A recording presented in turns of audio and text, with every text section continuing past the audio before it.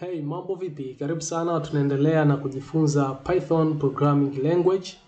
Na video hii ya leo tutakwenda kufahamishana kuhusiana na kitu kimoja ambacho kinaitwa repetition operator. Na kitu hichi sio kigeni kwetu, japokuwa hapa sasa tunaona kinatumika tofauti tukiwa tunafanya kazi na listi.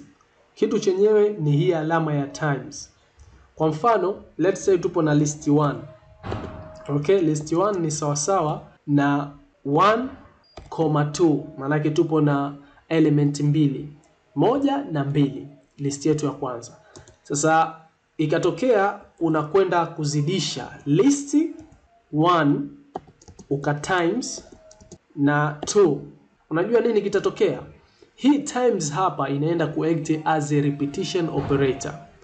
So inaweza kutumika hii wakati ambapo operand yako ambao ni hii ya kushoto itakuwa ni list ama ni sequence, na operand ya kulia itakuwa ni integer. Hii inamaanisha kwamba inarudia maudhui ya list mara kadhaa na kuweza kuiunganisha pamoja. Ndio kitu ambacho inaenda kufanya hii repetition operator hapa.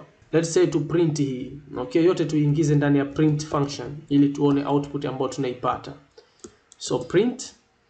So tupo na list yetu ambayo imekusanya 1, 2 na tumezidisha hapa na hii repetition operator na integer yetu ya 2.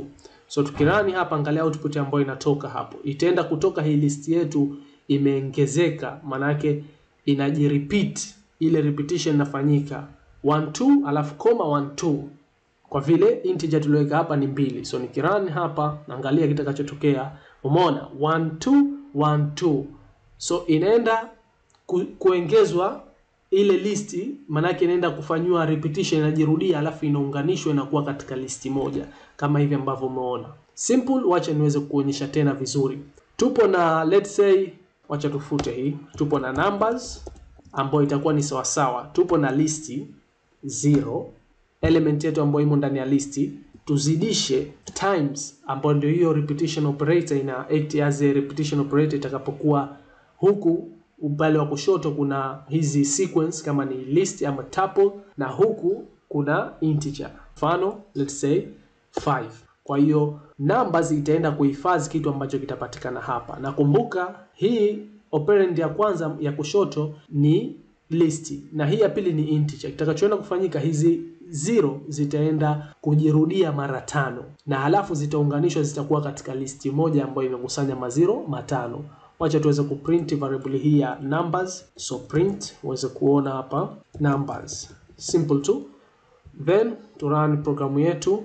Umeona kilichoenda kutokea 0 0 0 0 0 zimejirudia mara 5 kwa sababu ya hii repetition operator tuliyotumia, na huku ikifuatiwa na integer value. Very simple. Jaribu huko utaona hichi kitu ambacho nimekifanya na mimi hapa, the way ambavyo kinafanya kazi. Let's say tupo na numbers sasa hivi, tupo na list yetu ya 1, 2, 3. Alafu tumeizidisha mara 2, Okay? Then to run. Umeona kilichoenda kufanyika 1, 2, 3. Alafu inajirudia 1, 2, 3 mara 2 kulingana na repetition operator ulipoenda kuizidishia na hiyo integer inayofuata.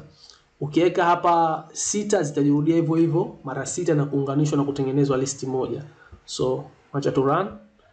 Umeona list yetu ambayo tumeipata hapa 1, 2, 3, then inaanza tena 1, 2, 3 1, 2, 3 hadi zinajirudia idadi ya ile ambayo imezidishwa nayo huku, na ndio output ambayo tuipata.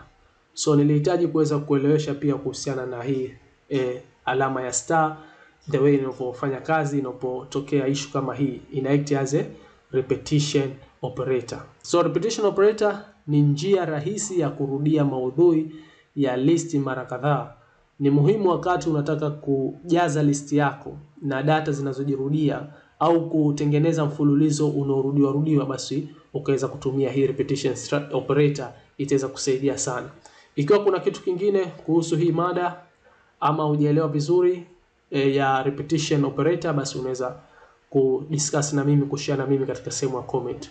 Tushie hapa leo katika video hii. Nadhani umeweza kujifunza japo kitu kidogo, japo umepata concept ndogo ya kuweza kufungua na kuona kumbe kuna kitu fulani kinafanyika hivi. Asante sana, tukutane katika video ijayo.